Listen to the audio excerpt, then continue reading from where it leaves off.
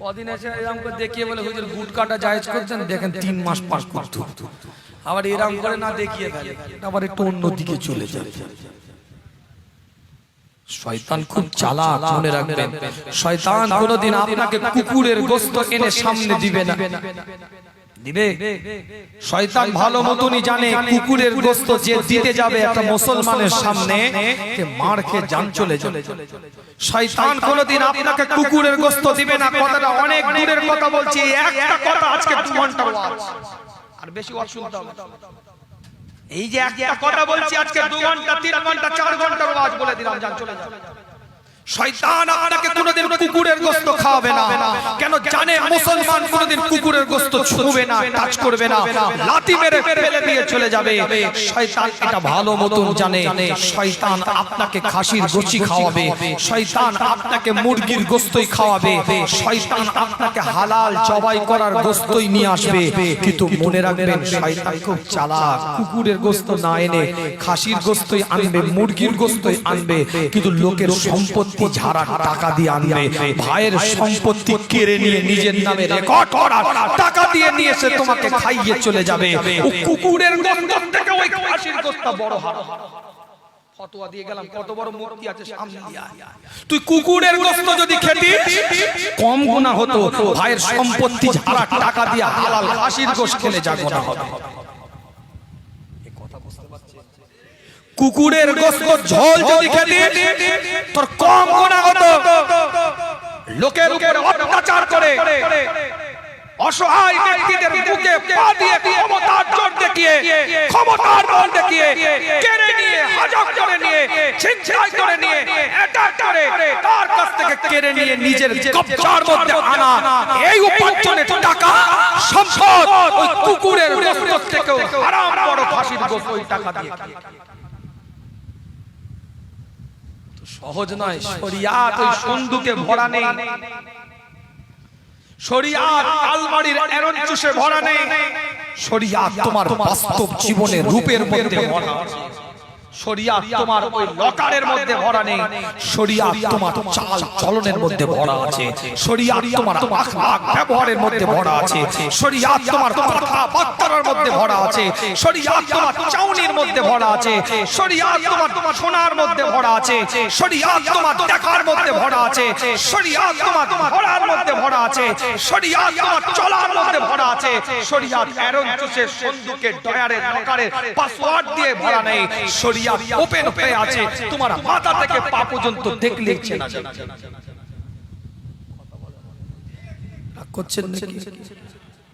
শরিয়াত ওপেন হয়ে আছে, দিন তো ওপেন হয়ে আছে, এটা লুকিয়ে থাকার কিছু নেই, বাহ্যিক দেখলেই তো বোঝা যাবে।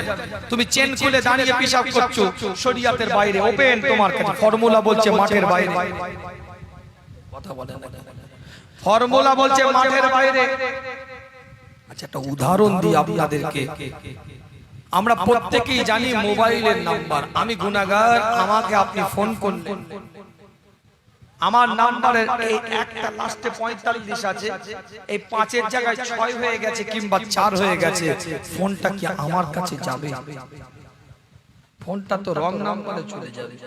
কার কাছে যাবে? কার বউয়ের কাছেও যেতে পারে, কার বোনের কাছেও যেতে পারে, ঘুরে আবার ঘাড়েও এসে বসতে পারে। কি ভাই কথা ঠিক আছে?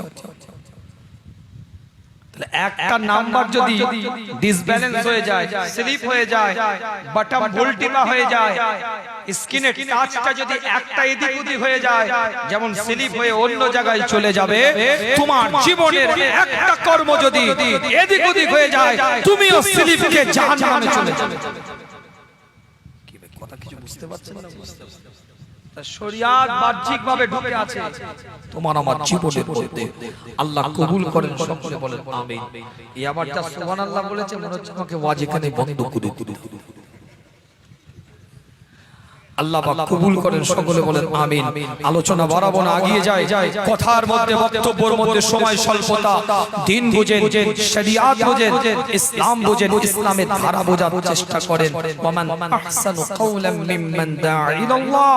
আল্লাহর পথে দাওয়াতের কথা বলছিলাম, এত সহজে দিন শরিয়াত আপনার আমার বাড়িতে আসে না।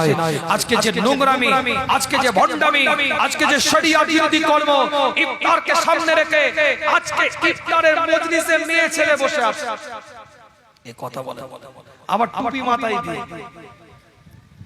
কি ভাই কথা ঠিক বলছি না? টুপি মাথায় দিয়ে মেয়ে ছেলে বসে আছে, লজ্জা লাগে না? মুস্কান খান কর্ণাটকে একটা মহিলা ঈমানি দায়িত্ব হেজাব, এই হেজাব খেমা বুরকা তার ঈমানি ইউনিফর্ম, এই ইউনিফর্মটা রক্ষা করার জন্য একটা কর্ণাটকের মুস্কান খান আওয়াজ দিয়েছিল। মনে রাখবেন, ওদিকে আমি আলোচনায় যাব না। তার ঈমানি ইউনিফর্ম রক্ষা করার জন্য পুরুষদের ঈমানি ইউনিফর্ম হচ্ছে খেমা, পুরুষদের ঈমানি ইউনিফর্ম হচ্ছে টুপি, পুরুষদের ঈমানি ইউনিফর্ম হচ্ছে আপনার কি বলে জুব্বা।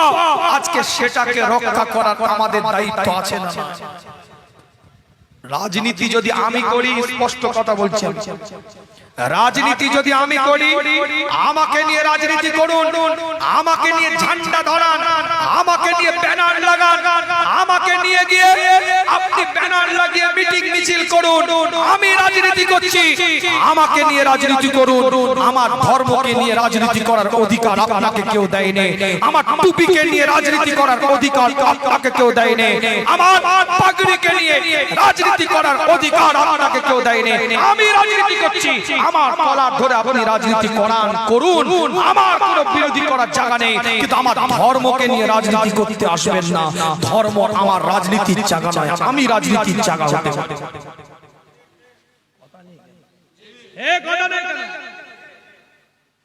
আমার টুপি মাথায় দিয়ে বসে আছে, ভ্যাল ভ্যাল করে কিছু মলি সাহেব পীর সাহেব দেখছে, বেহায়া নির্লজ্জা কোথাকারে। হায়া নেই তোমার নবীর সুন্নাহ, এটা মহিলার মাথা লজ্জা লাগে না? ইমাম বুখারী সুন্নাতকে জিন্দা করার জন্য কি পয়েন্টে আলোচনা করছি বোঝার চেষ্টা করো। 6000 আশরাফি বিলিয়ে দিল, আর তুমি নিজের ইসলামকে ধ্বংস করার জন্য অর্থের লোভে ঘুরে বেড়াচ্ছ। হ্যাঁ, এই কথা বলে না কেন? কথা বুঝুন, দিন বুঝুন, ইসলাম বুঝুন, শরিয়তের মাপকাঠি বুঝুন। ভ্রাতৃত্বের কথা আমি এখানে বলিনি, ভ্রাতৃত্বের জায়গাটা ওপেন, ভ্রাতৃত্বের জায়গাটা পরিষ্কার, মানবতার জায়গাটা পরিষ্কার। আল্লাহ নবী আল্লাহ রাসূল সামেকরা মওজুদের সাথে আলাপ আলোচনা করে, সামেকরা মওজুদের সাথে কথাবার্তা বলতে থাকে। হুজুরের দরবারে কিছু যুদ্ধের ময়দানে পরাজিত ব্যক্তিরা এসেছে, যারা পরাজয় হওয়ার পরে বন্দী হয়েছিল, পরাজিত হওয়ার পরে বন্দী হয়েছিল। আল্লাহ নবী নবী মুহাম্মদুর রাসূলুল্লাহ সাল্লাল্লাহু আলাইহি ওয়াসাল্লামের দরবারে পরাজিত হওয়ার পরে হুজুরের দরবারে এসেছে, তাদেরকে পাকড়াও করে নিয়ে আসা হয়েছে। আল্লাহ নবী আল্লাহ রাসূল এলান করে দেয়, সরকারে তো আলম এলান করে দেয়, মদিনার দোলাল এলান করে দেয়। সাহাবেকরা মওজুদের দিকে লক্ষ্য করে, সাহাবেকরা মওজুদের দিকে তাকিয়ে আল্লাহ নবী আল্লাহ রাসূল এলান করে দেয় যে আজকে যে রুটির খামির আছে, এই রুটির খামির দিয়ে যদি রুটি তৈরি করা হয়, আর সেই রুটিটা যদি সবাই নেয়, সেই রুটিটা যদি সবাই খায়, তাহলে সবারই ভাগে পড়বে না। কিছু মানুষ খেয়ে থাকবে, কিছু না মানুষ ক্ষুধার্ত অবস্থায় না খেয়ে থাকবে। আল্লাহ নবী নবী মুহাম্মদুর রাসূলুল্লাহ সাল্লাল্লাহু আলাইহি ওয়াসাল্লাম জানিয়ে দেয়, না না না, আজকে আমার সাহাবারা কেউ তোমরা রাতে রুটি খাবে না, সবাই খেজুরকে কাটিয়ে দাও। আর যুদ্ধের থেকে যাদেরকে পরাজিত অবস্থায় পাকড়াও করে নিয়ে এসেছো, ধরে নিয়ে এসেছো, একটা মেহমানদেরকে রুটি খাইয়ে তাদের মেহমানদারি করতে থাকো।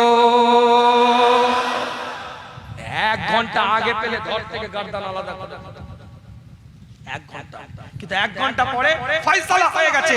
হুজুর বলছে আর তোমাদের প্রতিদ্বন্দ্বী নয়, এখন তোমার মেহমান। খুব ফাস্ট আলোচনা আপনাদের খিদমতে আলোচনা তো একটার পর একটা আনতে চেয়েছিলাম, এক একটা আয়াত তুলে কথা বলতে চেয়েছিলাম, সময় স্বল্পতা, তারপরেও আপনারা ভালোবাসেন, দুটো কথা আপনাদের খিদমতে বলে যায়, দুটো আলোচনা আপনাদের খিদমতে করে যায়। তাহলে 1 ঘন্টা আগে বলছে প্রতিদ্বন্দ্বী, 1 ঘন্টা পরে যখন ওটা ফয়সালা হয়ে গেছে, হুজুর বলছে মেহমান তোমরা খেজুর খেও না, তোমরা খেজুর খাও, তাদেরকে রুটি খাওয়াতে থাকো।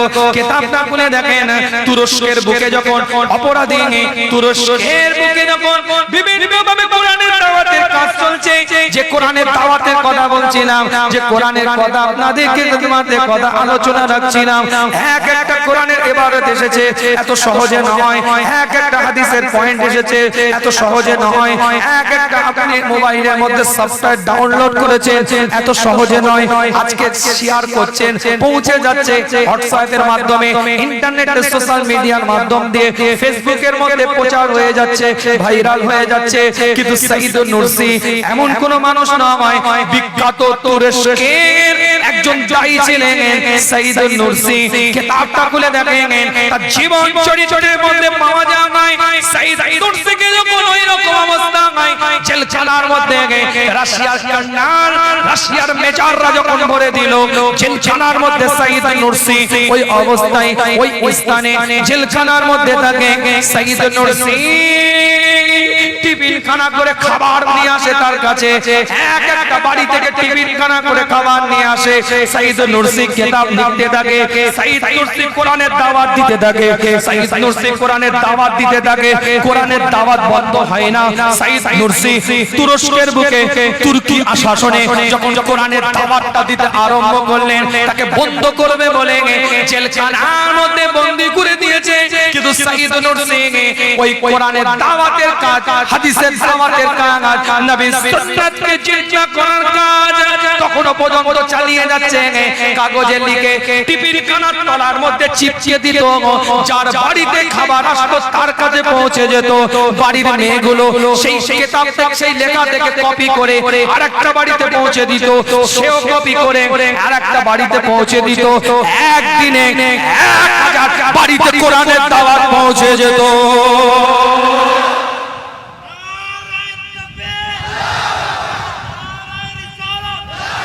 কোরআনের দাওয়াত বন্ধ করা যায় না, কোরআনের দাওয়াতকে আটকে রাখা যায় না।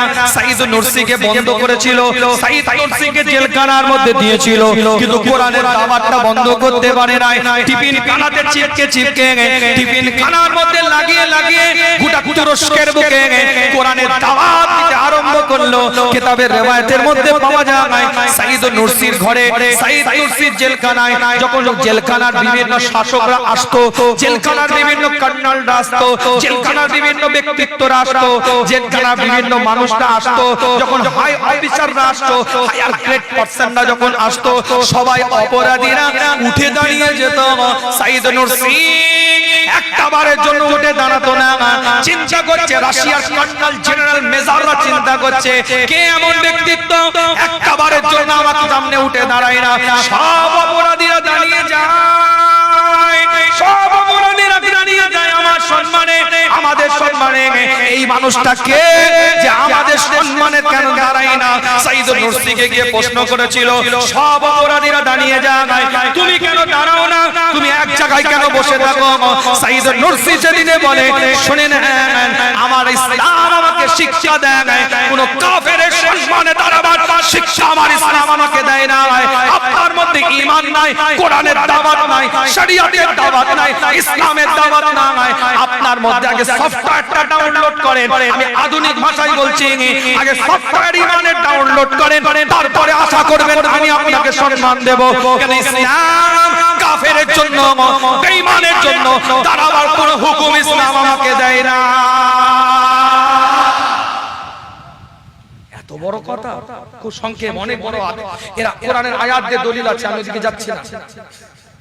ইচ্ছা ছিল একটা করে আলোচনা করব, যেহেতু 4:30 আপনাদের জামা, আমি ওদিকে যাচ্ছি না, একদম সংক্ষেপে বলছি। এত বড় কথা, এত বড় সাহস, যে কেউ তো রেগে যাবে এই কথা বলতে। এরম হিট অফ দা মোমেন্ট কথা বললে, এরম সরাসরি অ্যাটাক করলে এ তো যে কেউ রেগে যাবে, যে কেউ প্রশ্ন চিহ্নিত করবে, যে কেউ অপরাধী, অপরাধী জেলখানায় দেয়ালে পিঠ থেকে গেছে, কোনো উপায় নেই, তো তেলাবে, তো চাটবে, এটা আমাকে সম্মান দিয়ে বেরিয়ে যাওয়ার চিন্তা করবে, আমার সাথে ভালো আচার ব্যবহার করবে, কিন্তু উপরন্ত দেয়ালে পিঠ থেকে গেছে, সুটান দেয়ালে থেকে আছে, অপরাধী জেলখানায় জেলের মধ্যে অবস্থিত। সাইদ নুরসি বলছে ইসলাম আমাকে কোন কাফেরের জন্য, মুশরিকের জন্য উঠে দাঁড়াবার শিক্ষা দেয়নি। আমার ঈমান আছে, তোমার ঈমান নেই, আমার ঈমান কোনদিন দাওয়া দেয় না তোমাকে উঠে দাঁড়াও। কেন দাঁড়াও? ফাঁসির অর্ডার হয়ে গেল, অনেক বড় ফাঁসির অর্ডার হয়ে গেল। তুরস্কের বিখ্যাত দায়ী, ইন্টারনেট খুলবেন, বানোয়াটি কথা বলিনি, এক একটা আপনার পয়েন্টের উপরে আলোচনা পাবেন। সাইদ নুরসির ফাঁসির অর্ডার হয়ে গেল, ফাঁসির এলান হয়ে গেল। কন্নার মেজর এসেছে, মেজর দাঁড়িয়ে আছে, প্রশ্ন করেছে কি নিবে, কি চাও? প্রত্যেকের একটা শেষ ইচ্ছা থাকে না? ফাঁসির মঞ্চে ওঠার আগে শেষ ইচ্ছা থাকে। জিজ্ঞাসা করেছে সাইদ নুরসি কি তোমার আশা? কিতাবটা খুলে দেখেন, বানোয়াটি আলাপ আলোচনা আপনাদের খিদমতে নয়, শরীয়তের দাওয়াত দিতে দিতে জীবনটাকে বিলিয়ে দেয়, কোরআনের দাওয়াত দিতে দিতে জীবনটাকে বিলিয়ে দেয়, ইসলামকে প্রতিষ্ঠিত করার জন্য জীবনটাকে বিলিয়ে দেয়, শরীয়তের আদর্শটাকে প্রতিষ্ঠিত করার জন্য জীবনটাকে বিলিয়ে দেয়। আটকাতে পারে না, বন্দী করেও আটকাতে পারে না, জেলখানার মধ্যে ঢুকিয়েও আটকাতে পারে না। সেখান থেকে কোরআনের দাওয়াত দিতে থাকে, সেখান থেকে ওয়ামান আহসানু কাওলাম মিম্মান দাআ ইলাল্লাহ দাওয়াত দিতে থাকে, সেখান থেকে আল্লাহর রাসূলের বার্তা দিতে থাকে, সেখান থেকে শরীয়তের মাপকাঠি কথা বলতে থাকে। মেজাজ দাঁড়িয়ে আছে, কি চাও বলো, কি নিবে বলো, কি তোমার ইচ্ছা আছে বলো, কি তুমি চাইছো একটু আমাকে বলো, কি তোমার দরকার আমাকে বলো। শেষ ইচ্ছাটা কি? সাইদ নুরসি তুরস্কের বিখ্যাত দায়ী, কোরআনের দাওয়াতকারী, শরীয়তের দাওয়াতকারী, সেদিনের চিৎকার আওয়াজ দিয়ে বলে আমার কিচ্ছু চাই না, আমার খুবাইব ইবনে আদির কথা মনে পড়ে যায়। কে খুবাইব ইবনে আদি? আল্লাহ নবী, আল্লাহ রাসূলের সাহাবা। খুবাইব ইবনে আদিকে যখন ফাঁসির কাঠগড়ায় তোলানো হবে, ফাঁসির কাঠগড়ায় নিয়ে যাওয়া হবে, খুবাইব ইবনে আদিকে প্রশ্ন করা হয়েছিল কি চাও তুমি বলো, কি তোমার শেষ ইচ্ছা বলো।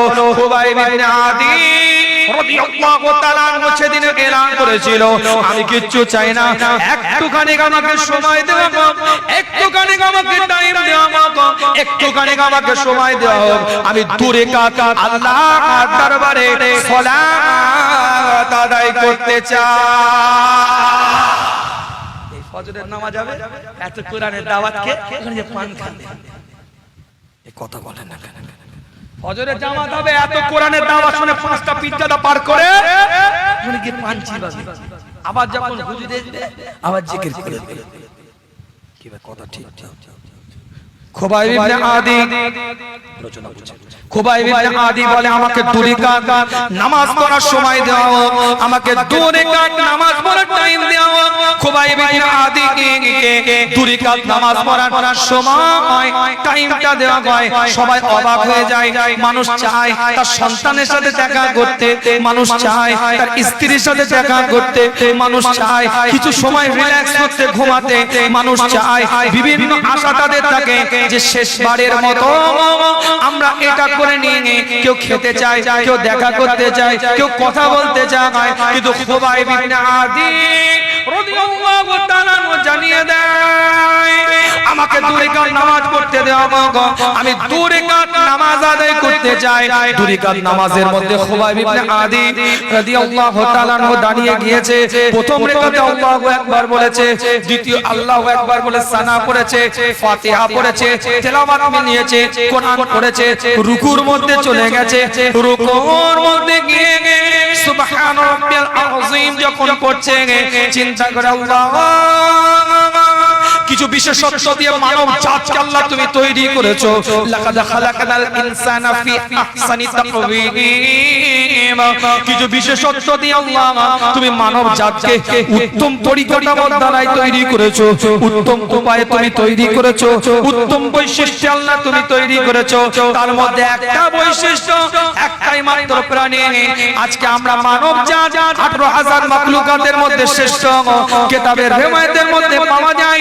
খুবাইব ইবনে আদি বলে আল্লাহ দু পায়ে দাঁড়াবার আল্লাহ তুমি ক্ষমতা দিয়েছো, শুধু দু পায়ে দাঁড়াবার ক্ষমতা দাও নাই, তুমি রুকুর হালাত আল্লাহ দিয়ে দিয়েছো রুকু করতে পারি সুবহান রাব্বিয়াল আযীম বলে চিৎকার দিতে পারি দীর্ঘক্ষণ রুকু থেকে থাকার পরে আস্তে করে উঠে আবার সিজদার মধ্যে চলে যায় সিজদার হালাতে চিন্তা করে আল্লাহ এখন তোমার বান্দা সব থেকে নিচে চলে এসেছে মাথাটাকে নত করে দিয়েছে নাক বিছানাতে থাকছে সিজদার হালাতে তোমার বান্দা আর তো তুমি সব থেকে উঁচুতে এখন দাঁড়িয়ে সব থেকে উপরে তুমি সব থেকে আলা তুমি তাই আমি আল্লাহ আমি বান্দা তোমার আল্লাহ তোমার দরবারে আমি সুবহান রাব্বিয়াল আলা বলে চিৎকার দিয়ে দিলাম খুবাইব ইবনে আদি রাদিয়াল্লাহু তাআলা আনহু এক রাকাত নামাজটা দীর্ঘ সময় ধরে আদায় করলেন দ্বিতীয় রাকাতে উঠলেন চিন্তা করছে আজকে যদি আমি দীর্ঘ সময় ধরে নামাজ পড়ি এরা মনে করবে মৃত্যুর যন্ত্রণা ভোগ করার জন্য মৃত্যু যেন একটু দেরিতে হয় তাই বেশি সময় ধরে নামাজ আদায় করছে তাই খুবাইব ইবনে আদি রাদিয়াল্লাহু তাআলা দ্বিতীয় রাকাতটা খুব তাড়াতাড়ি পড়লেন সালামটা ফেরালেন আসসালামু আলাইকুম আসসালামু আলাইকুম ওয়া রাহমাতুল্লাহ আসসালামু আলাইকুম ওয়া রাহমাতুল্লাহ সালামটা ফেরাবার পরে তৎকালীন যুগের কাজী তৎকালীন যুগের মানুষ জিজ্ঞাসা করে এই খুবাইব ইবনে আদি কি ব্যাপার তুমি কেন প্রথম রাকাতটা তাড়াতাড়ি করে আদায় করলে আর দ্বিতীয় রাকাতটা কেন তুমি তাড়াতাড়ি আদায় করলে বলে শোনো আজকে যদি আমি বেশিক্ষণ নামাজ তো পড়তেই মন চাইছে আমার কিন্তু দীর্ঘক্ষণ যদি নামাজ পড়ি সমাজের মানুষ বলবে এলাকার মানুষ বলবে তোমরা বলবে যে আমি আল্লাহর জন্য দীর্ঘ সময় নামাজ পড়ি না মৃত্যু থেকে বেশিক্ষণ বেঁচে থাকার জন্য নামাজ পড়ছি না আমি খুবাইব ইবনে আদি আল্লাহর কাছে আগে যেতে পছন্দ করি সাইদ নুরসি বলছে এখানে খুবাইব ইবনে আদির কথাটা বলে সাইদ নুরসি তুরস্কর বিখ্যাত দায়ী বলছে শোনো আমিও দুই রাকাত নামাজ পড়তে চাই আমিও দুই রাকাত নামাজ আদায় করতে চাই কিতাবের riwayat-এর মধ্যে পাওয়া যায় সাইদ নুরসি দিকে লক্ষ্য করে তৎকালীন যুগের জেনারেল বলছে তৎকালীন যুগের মেজর বলছে তৎকালীন যুগের আপনার ক্ষমতাশীল ব্যক্তিত্বরা বলছে এই সাইদ নুরসি আমাদের কি হবে এটা আমাদের দেখার দরকার নেই তোমার খোদা সত্য তোমার হুকুম সত্য তোমার দ্বীন সত্য তোমার ইসলাম সত্য আমার কিছু আইনের কিছু শৃঙ্খলা আছে সেই আইনের শৃঙ্খলার মধ্যে তুমি অপরাধী ঠিকই কিন্তু তোমার খোদার দিকে তুমি সত্য তোমার দ্বীনের দিকে তুমি সত্য তোমার ইসলামের দিকে তুমি সত্য আমি মেজর বলি আজকে তুমি তোমাকে আমি বেকসুর খালাস করে দিলাম একটা কারণে যে তোমার আল্লাহর প্রতি তোমার ভরসার কারণে আমি তোমাকে বেকসুর খালাস করে দিলাম একটাই কারণ আল্লাহর প্রতি তোমার ভরসা অন্য কিছু চাওনি একটাই জিনিস চেয়েছো সালাত নামাজ बनवाटी आलोचना अपराधी खिदमते नয় बनवाटी কথাবার্তা अपराधी खिदमते নয় দলিল কেন্দ্রিক দুটো কথা আপনাদের খিদমতে বলতে চেয়েছি দিন বুঝেন শরিয়ত বুঝেন ইসলাম বুঝেন ইসলামের নীতি আদর্শ বুঝেন ইসলামের ধারা অনুযায়ী জীবনটাকে পরিচালনা করেন শরিয়তের মাপকাঠি অনুযায়ী জীবনটাকে তৈরি করেন আপনাদের অন্তরে ভালোবাসা আছে কলিজার মধ্যে মহব্বত আছে দিলের মধ্যে ভালোবাসা আছে ভুলে যান না আপনারা যাদের ওসিলায় পেয়েছেন যাদের ওসিলায় শরিয়ত পেয়েছেন যাদের ওসিলায় কোরআন পেয়েছেন যাদের ওসিলায় ইসলামের ধারাটাকে চিনেছেন যাদের ওসিলায় কোরআনের আয়াতগুলোকে বুঝেছেন যাদের ওসিলায় রাসূলের সুন্নতি জীবনের মধ্যে বাস্তবায়ন করতে পেরেছেন তাদেরকে ভুলে আপনারা জানেন তাদের আওলাদকে আপনারা ভুলে যান না কি আবেগ ভরা দরদ নিয়ে আপনারা ভালোবাসেন কি আবেগ ভরা দরদ নিয়ে আপনারা মোহাব্বত করেন আজকে সেই আবেগ ভরা দরদ নিয়ে আপনাদের হাত জোড় করে বলি এই যুবক তোমাদের পায়ে ধরে বলছি একটু মসজিদ মুখ জীবনটা তৈরি করো একটু পাঁচ ওয়াক্ত নামাজটা পড়ো একটু মসজিদে যাও একটু দিনটাকে চেনো একটু জায়েজ নাজায়েজের জ্ঞানটা রাখার চেষ্টা করো একটু হালাল হারামের জ্ঞানটা রাখার চেষ্টা করো সবাই বলে দোয়া করেন হুজুর দোয়া করেন আজকে এত হুজুরকে আনার মূলে একটাই কারণ আমি বলে দিয়ে যাচ্ছি 3 নাম্বার মালিশার মানুষ এই স্টেশনের পাশের গায়ে মসজিদের এলাকার পার্শ্ববর্তী সমস্ত ব্যক্তিদের একটাই চিন্তা একটাই চেতনা একটাই ভাবনা যে একটু দোয়া নেব, একটু দোয়া নেব। এক একটা মানুষের এক একটা চিন্তা ভাবনা থাকতে পারে, কিন্তু আজকে যে কটা মানুষ বা খোদা বলছে আপনার কাছে, আপনাদের পীরের আওলাদ যে কটা মানুষ মুসাফা করেছে, তার মধ্যে অধিকাংশ মানুষ মুসাফা করতে গিয়ে বলেছে হুজুর একটু দোয়া করবেন। বলেছে না বলে বলে না বলে হুজুর একটু দোয়া করবেন, মাথাটা বাড়িয়ে দিচ্ছে, ফুঁক দিয়ে দেন। কি দরকার? এটাই তো ভালোবাসা, এটাই তো আবেগ, এটাই তো দুর্বলতা। যে আল্লাহর ওয়ালিদের আওলাদ দেখে এনেছি, একটু দোয়া হবে, একটু ফরিয়াদ হবে, কিন্তু দোয়া কবুলিয়াতের কিছু সুন্নাত পদ্ধতি আছে। এই কথাটা বলে আপনাদের খিদমত থেকে বিদায় নেব। দোয়া কবুলিয়াতের সুন্নাত পদ্ধতিগুলোর মধ্যে থেকে এক নাম্বার, ওযু অবস্থায় দোয়া করতে হবে। আল্লাহ তাআলা যখন দোয়া চাইবেন, ওযু অবস্থায় দোয়া করবেন। আল্লাহর কাছে যখন দোয়া চাইবেন, তিনবার ইস্তিগফার পড়ে নেবেন। আল্লাহ যখন দোয়া চাইবেন, আল্লাহর দরবারে যখন ফরিয়াদটা করবেন, দুটো হাত তুলে ফরিয়াদ করবেন। আল্লাহর কাছে যখন দোয়াটা চাইবেন, আল্লাহর গুণময় নামগুলো উচ্চারণ করবেন। রহমান, সাত্তার, জব্বার, কাহার, হাইয়ুল কাইয়্যুম, আল্লাহর গুণময় নামগুলো উচ্চারণ করবেন। দুটো হাত তুলে যখন দোয়া চাইবেন, সম্মিলিতভাবে দোয়া করবেন, সম্মিলিতভাবে আমিন আমিন বলে চিৎকারটা দিবেন। সম্মিলিতভাবে আল্লাহর কাছে ফরিয়াদ করতে থাকবেন। কিবলামুখী হয়ে দোয়া করবেন, কিছু বিশেষ সময়ে দোয়া করবেন, কিছু বিশেষ টাইমে দোয়া করবেন। এই যে সময়টা চলে যাচ্ছে, খোদার কসম করে বলে যায়, এটাই হচ্ছে দোয়া কবুলিয়াতের সময়। এই সময় আল্লাহ রাব্বুল আলামিনের দরবারে খোদার কসম করে বলে যায়, আল্লাহ রাসূল জানায়, যে দোয়া চাওয়া হয় সেই দোয়া আল্লাহ কবুল করে নেয়। বাড়িতে গিয়ে সুবহানাল্লাহ বলবেন, জোরে বলেন, চিৎকার দিয়ে বলেন, কলিজা দিয়ে বলেন। আল্লাহ নবী মুহাম্মদুর রাসূলুল্লাহ সাল্লাল্লাহু আলাইহি ওয়াসাল্লাম সাহাবা একরাম হুজুরদের সাথে আলাপ আলোচনা করে, সাহাবা একরাম হুজুরদের কথা বলতে থাকে। জুম্মার দিনে হুজুর আমার খুতবা দিচ্ছে, খুতবা চলাকালীন খুতবা যখন আরম্ভ, খুতবা যখন হুজুর দিচ্ছে, আল্লাহ নবী আল্লাহর রাসূলের দরবারে একজন সাহাবা একরাম হুজুর উঠে দাঁড়িয়ে বলে, হুজুর আপনি একটু দোয়া করে, হুজুর আপনি একটু ফরিয়াদ করে, হুজুর আপনি একটু দোয়াটা মাঙ্গেন। মদিনা জমিনে বৃষ্টি হয় না, মদিনা জমিনের মধ্যে পানি হয় না, হুজুর আপনি একটু দোয়া করে মদিনা জমিনে যেন একটু পানি হয়। খরা হয়ে গিয়েছে, বৃষ্টি না হওয়ার কারণে মদিনা জমিনে চাষ আবাদ হচ্ছে না। মদিনাতুল মুনাওয়ারা মসজিদে নববীর বুকে দাঁড়িয়ে খুতবা চলাকালীন আল্লাহ নবী মুহাম্মদুর রাসূলুল্লাহ সাল্লাল্লাহু আলাইহি ওয়াসাল্লাম জানিয়ে দেয়, দুটো হাত তুলে আল্লাহর কাছে ফরিয়াদ করতে আরম্ভ করে, দুটো হাত তুলে আল্লাহর কাছে দোয়াটা মানতে আরম্ভ করে দেয়।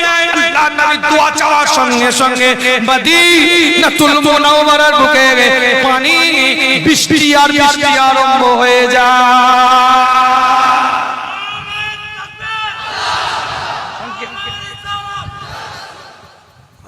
তো অবশ্যই দিবেন, আজান 4:30, একটু বোঝার চেষ্টা করুন। আল্লাহ কবুল করেন, আল্লাহ নিয়ামত দেন। একটুখানি বলে দিই শেষ পয়েন্টটা, দ্বিতীয় জুম্মাতে এসে পরের জুম্মাতে ওই সাহাবা হুজুর দাঁড়িয়ে আছে, আল্লাহ নবী আল্লাহ রাসূল খুতবা দিচ্ছেন, হুজুরের সামনে দাঁড়িয়ে ওই সাহাবা একরাম হুজুর বলে, ইয়া রাসূলুল্লাহ ইয়া হাবিবাল্লাহ হুজুর আপনি একটু দোয়া করেন। এত পানি আরম্ভ হয়ে গিয়েছে, মদিনার জমিনে এবার বন্যা আরম্ভ হয়ে যাবে, এত বৃষ্টি মদিনার জমিন এবার ভেসে যাবে। মদিনাতুল মুনাওয়ারায় মদিনা শরীফে দাঁড়িয়ে মসজিদে নববীতে হুজুর দ্বিতীয় পরের জুম্মাতে দুটো হাত তুলে ফরিয়াদ করলেন, মদিনার জমিনটাকে আল্লাহ বৃষ্টি মুক্ত করে রাখো, মদিনাতুল মুনাওয়ারাটাকে মদিনা শরীফটাকে আল্লাহ তুমি বৃষ্টি মুক্ত করো, আর পার্শ্ববর্তী এলাকায় তুমি পানি দাও। আল্লাহ কবুল করে নিয়েছেন। মদিনাতুল মুনাওয়ারা নীল আকাশ দেখা দিয়েছিল, পার্শ্ববর্তী এলাকা বৃষ্টি আর পানি আজান হবে। বিদায় নিন, গুনাহগারের জন্য দোয়া করবেন। ওয়া আখির দাওয়ানা আলহামদুলিল্লাহ।